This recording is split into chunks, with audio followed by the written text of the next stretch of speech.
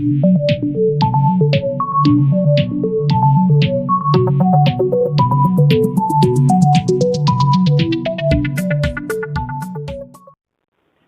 Student, concepts of physics में आपका स्वागत है। इलेक्ट्रोमैग्नेटिक इंडक्शन लेसन के आखिर में आज का हमारा टॉपिक है एसी जनरेटर। जनरेटर वह इलेक्ट्रिकल डिवाइस है जो मैकेनिकल एनर्जी को इलेक्ट्रिकल एनर्जी में चेंज करता है। आमतौर आप लोगों ने जनरेटर जरूर देखा होगा, सबों ने देखा होगा, घरों में देखा होगा, शादी ब्याह पार्टी फंक्शन में देखा होगा। जनरेटर सेट जो आता है उसके दो पार्ट होते हैं, एक पार्ट होता है इंजन और दूसरा पार्ट होता है जनरेटर। इंजन को स्टार्ट करते हैं हैंडल से घुमा के, या सेल्फ स्टार्ट भी होता है।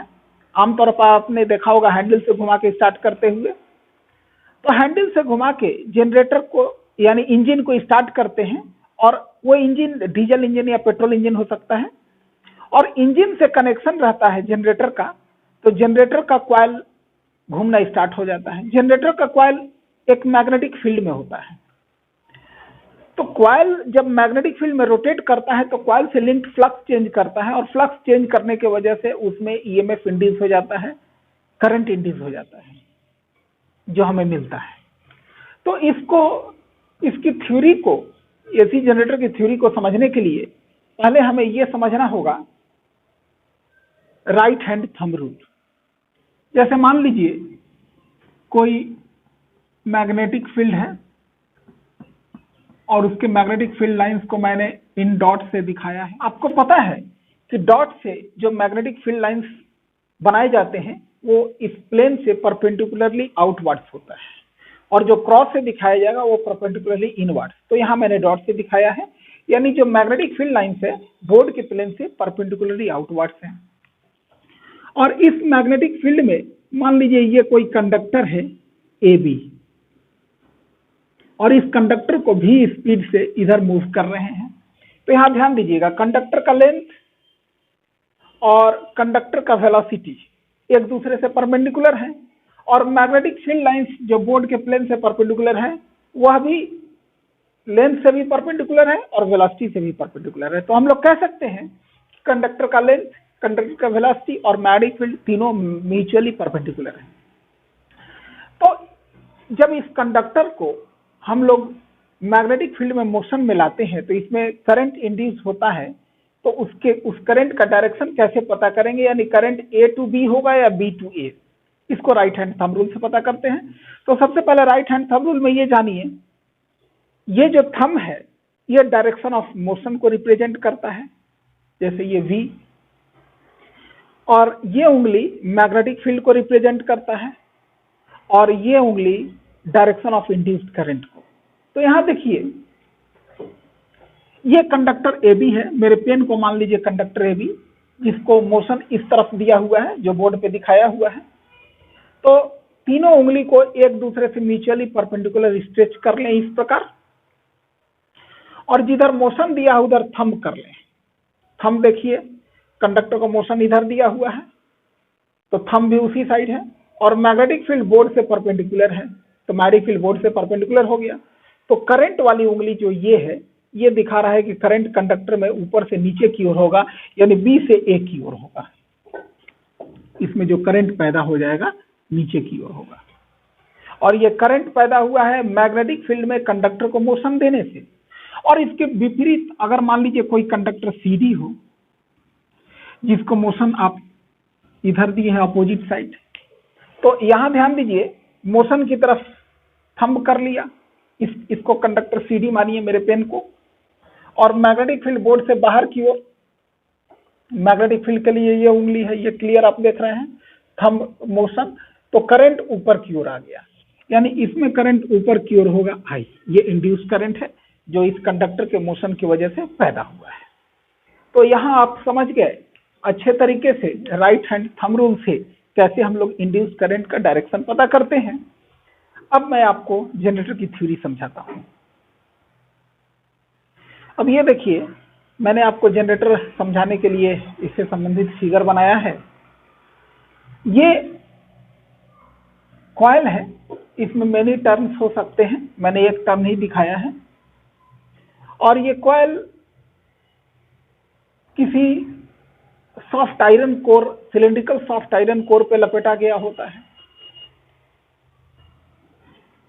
तो इस कॉइल का शेप हो जाएगा रेक्टेंगुलर, और इस सेट को बोलते हैं आर्मेचर, जो एक एक्सिस पे फिट होता है। और इसको ऐसा फिट करके रखा जाता है कि एक हॉर्सू मैग्नेट के पोल्स यानी नॉर्थ साउथ पोल्स के बीच में ये रोटेट कर सके, और ऐसा रोटेट करे कि इस कॉइल का रोटेट करने का जो एक्सिस हो और मैग्नेटिक फील्ड का डायरेक्शन परपेंडिकुलर हो जाए। तो मान लीजिए इस कॉइल को मैं ऐसे रोटेट कर रहा हूं। ध्यान दीजिए, मैं इसको एक नोटबुक से आपको समझाता हूं। नोटबुक को इसके जगह पर रख के मान लीजिए ये रेक्टेंगुलर कॉइल जो ABCD आप देख रहे हैं, ये हमारा ये नोटबुक है, और इस कॉइल को किसी नॉर्थ साउथ पोल के बीच में ऐसे लटका दिया गया है कि इस प्रकार ये रोटेट कर सके, और इसको हम मोशन देते हैं ऐसे। तो इसमें करंट इंड्यूस कैसा होगा ये हमें स्टडी करना है। तो मान लीजिए जिस वक्त इसका पोजीशन ये है और इस समय ये रोटेट करने जा रहा है इस प्रकार, यानी कि AB पोर्शन बोर्ड के प्लेन से आउटवर्ड्स आ रहा है और CD पोर्शन बोर्ड के प्लेन से इनवर्ड्स जा रहा है। ऐसी स्थिति में इसके मोशन को हम लोग स्टडी करेंगे। तो देखिए हमने क्या देखा, ये रोटेट करने का मैंने निशान दे दिया है। AB पोर्शन बोर्ड से बाहर आ रहा है, तो इसमें करंट कैसा इंड्यूस होगा इसको समझ लें। तो इसको बोर्ड से बाहर ला रहे हैं, तो राइट हैंड थंब रूल से थंब को हमने बाहर कर दिया, और मैग्नेटिक फील्ड नॉर्थ से साउथ की ओर, तो ये उंगली मैग्नेटिक फील्ड के डायरेक्शन को दिखाता है, तो करंट इंड्यूस हो गया ऊपर की तरफ। ये आप क्लियर समझ रहे होंगे। तो इसमें करंट आ गया I ऊपर की ओर।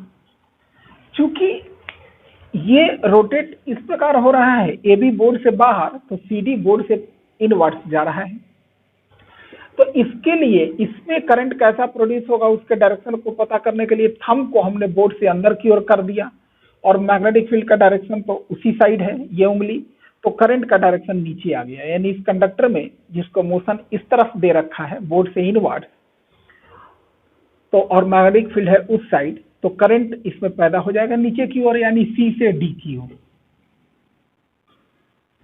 ऐसा करंट इंड्यूस हो जाता है। और जब तो करंट ऐसा कॉइल में देखिए इंड्यूस होगा, तो बाहर के सर्किट में कैसे मिलेगा।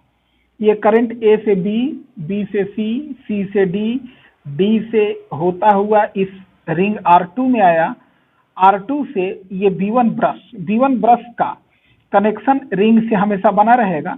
ये दोनों रिंग्स जो कॉइल के एंड से जुड़े होते हैं, कॉइल के साथ साथ ये रिंग भी रोटेट करते रहेंगे, लेकिन ब्रश का कनेक्शन रिंग से हमेशा बना रहता है। इस प्रकार जैसे ये रिंग है, रिंग घूमता रहे लेकिन ब्रश का कनेक्शन बना रहेगा। तो आप देख रहे हैं C से D करंट आते हुए इस R2 रिंग में आया, R2 रिंग से B2 ब्रश में, और इस बल्ब में होता हुआ इधर इस प्रकार चला गया। ये आप क्लियर समझ रहे होंगे। तो इस समय बल्ब में मान लीजिए ये पॉइंट हमने X बनाया, ये पॉइंट Y बनाया, तो करंट जा रहा है बल्ब में X to Y। और जब कॉइल हाफ रोटेशन पूरा कर लेगा, मैं फिगर में थोड़ी सी चेंजिंग करके आपको समझाता हूं। अब देखिए हाफ रोटेशन पूरा करने के बाद AB पोर्शन जो लेफ्ट साइड है वो अब राइट साइड आ गया, और इस पोजीशन में AB कंडक्टर का मोशन बोर्ड के प्लेन से आउटवर्ड्स है और CD कंडक्टर का मोशन बोर्ड से इनवर्ड्स है, और यहाँ अपोजिट हो गया, CD का आउटवर्ड्स है। तो CD जब आउटवर्ड्स मूव कर रहा है तो मोशन बोर्ड से बाहर की ओर, मैग्नेटिक फील्ड उस साइड है, ये देखिए मैग्नेटिक फील्ड लाइंस नॉर्थ से साउथ की ओर, तो करंट इसमें अपवर्ड हो गया। और AB में देखेंगे तो AB को मोशन बोर्ड से इनवर्ड्स दिया गया है, थंब को अंदर कर लिया, मैग्नेटिक फील्ड उसी साइड, तो करंट डाउनवर्ड आ गया, नीचे की ओर आ गया। तो देखिए इसकी वजह से आउटर सर्किट में करंट कैसा मिलेगा, D से C की ओर, C से B, B से A से होता हुआ बड़े रिंग में, बड़े रिंग से होता हुआ करंट बल्ब में ऐसे फ्लो करेगा। यानी इस फिगर में जब कॉइल इस पोजीशन में आ गया तो करंट Y से X जा रहा है। यानी आप क्लियर समझ सकते हैं कि आधे रोटेशन में जब करंट फ्लो कर रहा है सर्किट से, इस बल्ब से, तो करंट x टू y जा रहा है और अगले हाफ रोटेशन में करंट y टू x आ रहा है। ये करंट का डायरेक्शन हर हाफ रोटेशन के बाद चेंज कर जाता है। रिंग का पोजीशन वही रहेगा, ब्रशेस का पोजीशन वही रहेगा। जो एंड जिस रिंग से, जैसे A B and R1 ring से कनेक्टेड है, यहाँ भी आप देखेंगे ए बी एंड R1 रिंग से ही कनेक्टेड है, वो कनेक्शन नहीं हटने वाला है। बस ये कॉइल रोटेट करते जाएगा और बाहर के सर्किट में करंट का डायरेक्शन हर हाफ रोटेशन के बाद बदलता जाएगा। तो अब मेरे ख्याल से आप अच्छे तरीके से समझ लिए होंगे।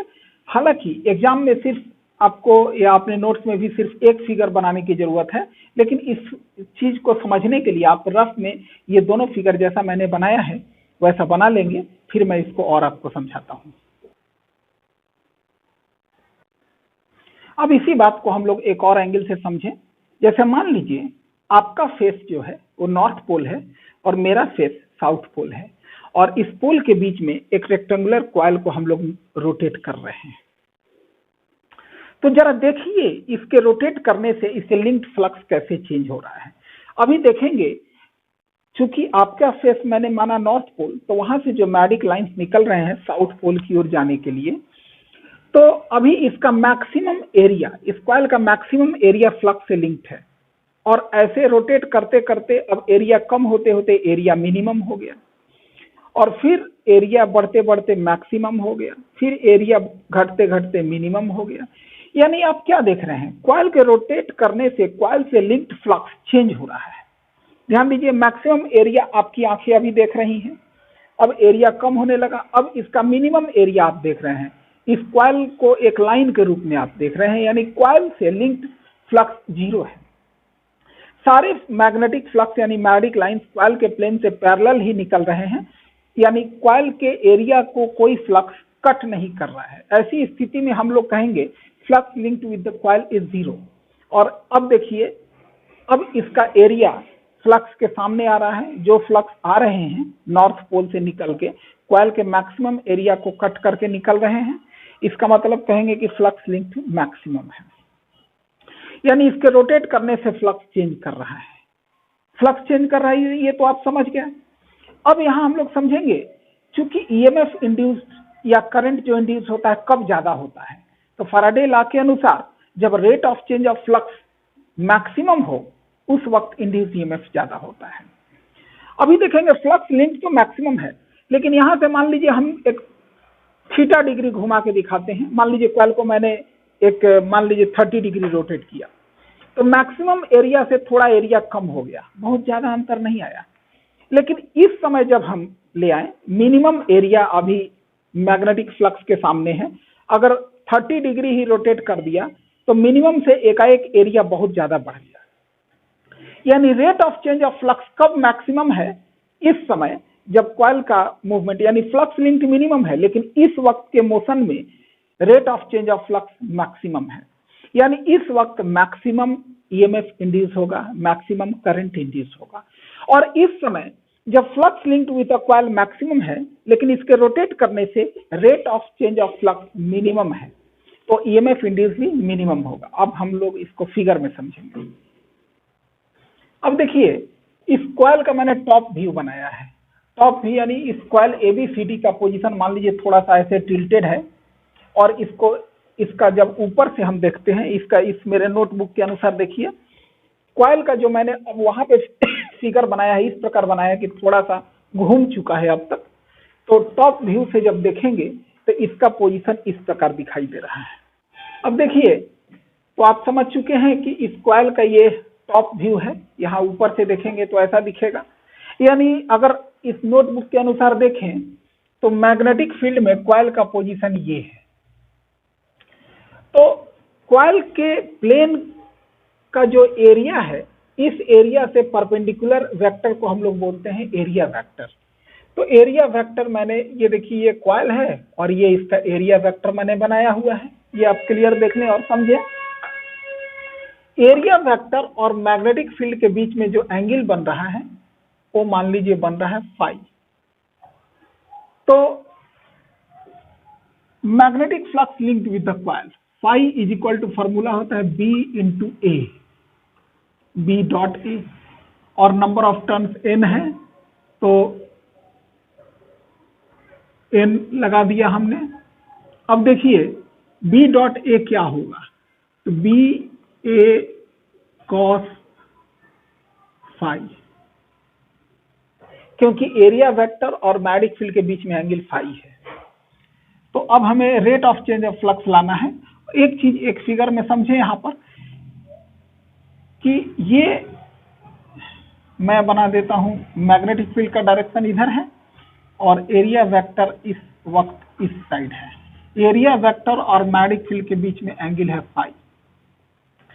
तो कॉइल को घूमने में, मान लीजिए ये कॉइल जो है घूम रहा है ओमेगा स्पीड से, तो ये जो एंगल का वैल्यू क्या होगा, ओमेगा इज इक्वल टू, मान लीजिए यहां से यहां तक जाने में टाइम टी लगते हैं, तो omega is equal to theta angle phi by T.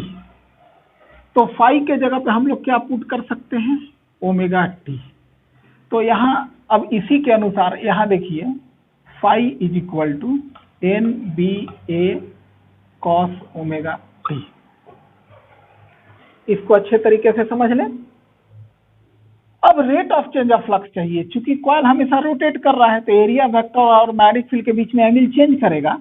तो डिफरेंशिएटिंग बोथ साइड्स करेंगे, D phi by D T, तो ये हो जाएगा एन बी ए, और कॉस ओमेगा टी का differentiation minus omega into sine omega T. ये क्लियर आप समझ रहे हैं। कॉस ओमेगा टी का differentiation minus omega into sine omega T. और चूंकि हमें पता है कि इंड्यूस ईएमएफ कितना होता है, minus D phi by D T. तो D phi by D T का वैल्यू है minus N B A omega sine omega T. तो minus D phi by D T की जगह पे बैठ गया N B A omega sine omega T. ये इंड्यूस ईएमएफ का एक्सप्रेशन है। अब यहां देखिए ये इंड्यूस ईएमएफ मैक्सिमम कब होगा, मैक्सिमम इंड्यूस ईएमएफ को ई नॉट से डिनोट करते हैं, और ये मैक्सिमम कब होगा, जब साइन का वैल्यू 1 हो जाएगा। तो साइन का वैल्यू 1 कब होगा, जब ये एंगल फाई है, यानी ओमेगा टी का वैल्यू 90 डिग्री हो जाएगा। यानी कि when omega T is equal to pi by 2, then जब पाई बाई 2 रहेगा, then maximum induce EMF E naught is equal to N B A omega, N B A omega, और sine omega T का तो value 1 हो गया। ये maximum induce EMF हो गया। यानी ये जो एन बी ए ओमेगा देख रहे हैं, इसके जगह पर हम लोग क्या वैल्यू रख सकते हैं, ई नॉट। तो हमारा फाइनल एक्सप्रेशन हो गया इंड्यूस ईएमएफ का, E is equal to E naught sine omega T. यानी इसको कॉइल को घूमते घूमते जब टी टाइम गुजर चुका है, उस वक्त का सर्किट में जो ईएमएफ इंड्यूस है वो है ई नॉट साइन ओमेगा टी। तो इसको और लिखाते हुए मैं इतना आज आपको समझने के लिए काफी है। अब अगले वीडियो में मैं इसको लिखाते हुए आपको कुछ और समझाऊंगा, तब जाकर के ये आपको ज्यादा क्लियर होगा। इसको ध्यान पूर्वक आप देखेंगे तो ये आपको बिल्कुल क्लियर हो जाएगा। धन्यवाद।